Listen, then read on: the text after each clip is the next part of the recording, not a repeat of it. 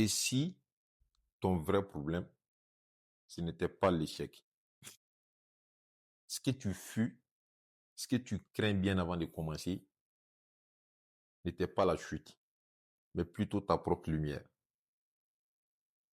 On nous apprend très tôt, plus souvent que nécessaire d'ailleurs, surtout dans la culture francophone, à avoir peur de l'échec, à attendre d'avoir toutes les pièces du puzzle avant de se lancer. Contrairement à la culture anglo-saxonne, où le goût de l'aventure, la nécessité de se planter pour mieux apprendre, est beaucoup plus mise en avant. Comme s'ils ont bien compris une leçon fondamentale de la réussite, à savoir que celui qui ne se plante jamais n'a aucune chance de pousser, d'aller de l'avant. Mais franchement, quand tu regardes bien ta vie, c'est quoi concrètement les risques? Je trouve que c'est assez fou d'éviter de faire des choses dans sa vie sous prétexte qu'on peut échouer. Dans la mesure où, quand on vient dans cette vie, on ne vient avec rien du tout. Et pareil quand on se cassera. Mais même si tu arrives à te justifier, à légitimer cette peur de l'échec, tu échoues déjà tous les jours en restant là où tu es, sans rien faire de ta vie. Je pense même que ce que tu redoutes vraiment, ce n'est pas l'échec, mais plutôt ce qui vient après la réussite. Parce que réussir suppose de s'extirper d'un certain milieu, d'un certain environnement, voire même d'une certaine communauté. Beaucoup l'associent, souvent inconsciemment, au rejet par les siens. Et ça coûte beaucoup plus cher que l'échec, où tu es plus tranquille, où tu es socialement accepté, où presque personne ne t'envie, où les gens beaucoup plus te chouchoutent, car tu es exactement là où ils veulent que tu sois.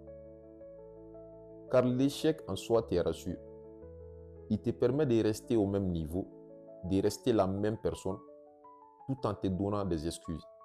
Mais quant à la réussite, elle t'amène à changer. Elle t'amène à sortir de ta zone de confort, à t'exposer beaucoup plus souvent, donc de grandir, de devenir le futur toi, le futur homme ou la future dame qui te permettra de réussir tes objectifs et d'être beaucoup plus fier de toi. Car c'est dans l'adversité que se révèle ta véritable version. Là où tu sauras tes propres limites, ta vraie capacité à te surpasser et à réaliser les objectifs qui sont les tiens.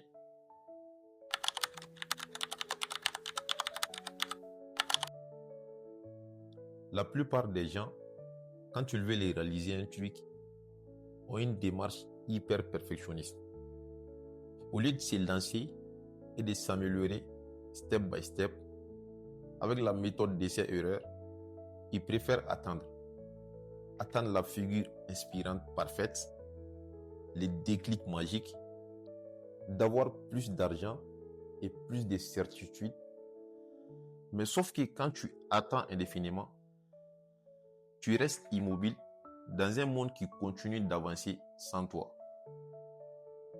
Pendant que tu observes d'autres personnes dans d'autres parties du monde ou dans la même géographie que toi, beaucoup plus défavorisées, avec moins d'outils que toi, souvent même sans aucun espoir d'y arriver, continuent d'avancer, souvent mal, souvent lentement, voire même imparfaitement, mais elles avancent quand même, car elles ont compris que le plus important n'est pas les points de départ, mais les mouvements, et que ceux qui gagnent ne sont pas toujours les plus intelligents, ni les plus équipés, mais ceux qui refusent jamais d'abandonner, peu importe la situation.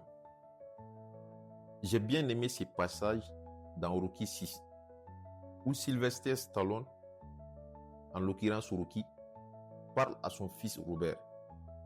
Il lui transmet une leçon de vie qu'il reçoit comme une claque. Lui et tous qui ont eu l'occasion de regarder cette partie du film. Mais tu as tenu dans cette main-là. En te tenant comme ça, je disais à ta mère, ce gamin-là, ce sera le meilleur du monde. Je disais, ce gamin-là, il sera mieux que n'importe qui d'autre. Et t'es devenu le plus beau, t'étais une merveille.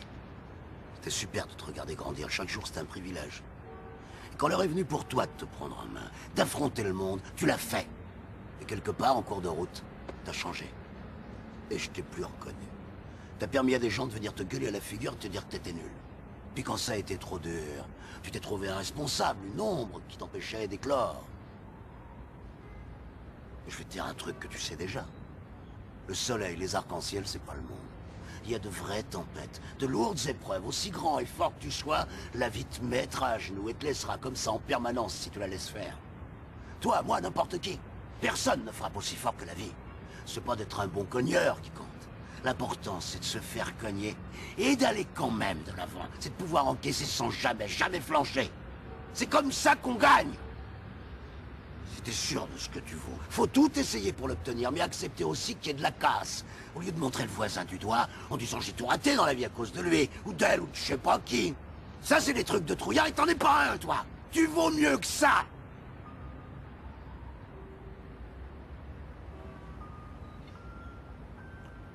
Je t'aimerais toujours, quoi que tu fasses comme choix. Je t'aimerais quoi qu'il se passe. T'es mon fils que j'ai de plus précieux. La meilleure chose qui me soit arrivée. Mais tant que tu croiras pas en toi, en tes rêves, ta vie, ce sera pas une vie.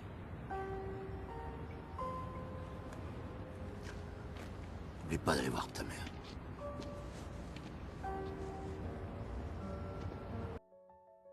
Arrête de penser que le monde te doit tout. Les parents, les amis, personne ne te doit rien. L'aide vient après que tu te sois levé et pas avant. Personne n'a envie de sauver quelqu'un qui reste assis et qui attend que tout soit parfait pour se lancer. Car c'est une charge que nul ne peut supporter indéfiniment. Au lieu d'attendre que les opportunités se présentent, qu'elles viennent à toi, fais en sorte d'être la personne, de développer les compétences qui font de toi la personne qui les attire. Tu veux un mentor, une figure inspirante, aborde-en 20. Tu veux de la clarté, sors de ta zone de confort et agis, elle viendra. Tu veux de la confiance, respecte ta propre personne, respecte les promesses que tu t'es faites à toi-même. Et quand tu poses ces actes de départ, quand ces fondations sont bien ancrées, tu reprends confiance en toi et tu veux faire des choses. Et pour continuer à progresser, à évoluer, à aller de l'avant, il existe une méthode assez simple dans la pratique et je pense que celui qui l'incarne le mieux est le milliardaire Charlie Munger. Le principe est assez simple. Tu ne dois pas chercher à être le plus intelligent, ce qui est par ailleurs difficile, on est bien d'accord. Mais tu dois juste essayer d'éviter d'être le plus stupide. Concrètement, ça peut se résumer à observer ceux qui ont échoué et à faire exactement l'inverse de ce qu'ils font. L'exemple assez pratique est d'observer les pauvres si tu veux devenir riche et de faire exactement l'inverse de ce qu'ils font. Ceux qui ont aussi l'habitude de trop parler et qui connaissent la solution à chaque problème, mais qui n'entreprennent rien, qui ne réalisent rien de concret. Et donc, il t'incombe à toi de ne pas vivre comme eux, de ne pas faire comme eux, et même de ne pas penser comme eux. Car si une chose est sûre, c'est qu'on ne construit pas une vie exceptionnelle avec des mesures moyennes, avec des mesures populaires. Le but de cette vidéo n'est pas simplement que tu la regardes. Je serais encore plus heureux si tu l'appliques. Donc lance une action imparfaite. Pas aujourd'hui, pas demain, pas dans une semaine même, mais maintenant. Une seule action, quelque chose qui t'expose, quelque chose qui t'oblige à sortir de ta zone de confort, quelque chose que tu repousses depuis très longtemps. Et fais-toi la promesse de l'exécuter, de le faire. Parle-en à l'entité, soit à une personne de confiance, ou bien à une communauté qui te suit sur les réseaux sociaux. Mais celle qui est la plus susceptible de te demander un feedback de présence, un feedback de réalisation. Et tu le fais, souvent sans applaudissements, car le vrai travail se fait dans le silence. C'est là où tout se joue. Pas dans les longs discours, mais dans l'exécution silencieuse. S'il y a une chose que j'aimerais bien que tu retiennes tout au long de cette vidéo, c'est que l'aide arrive en mouvement et jamais à l'arrêt. Si tu restes immobile, et tu peux attendre toute une vie. Mais si tu avances, même lentement, même maladroitement, le monde finit toujours par répondre. La question n'est donc pas, est-ce que tu vas réussir? La vraie question est plutôt, est-ce que tu es prêt à devenir quelqu'un qui n'a plus d'excuses? Car comme le disait Michel-Ange, le danger n'est pas de viser haut et d'échouer. Le vrai danger est de viser très bas et de réussir.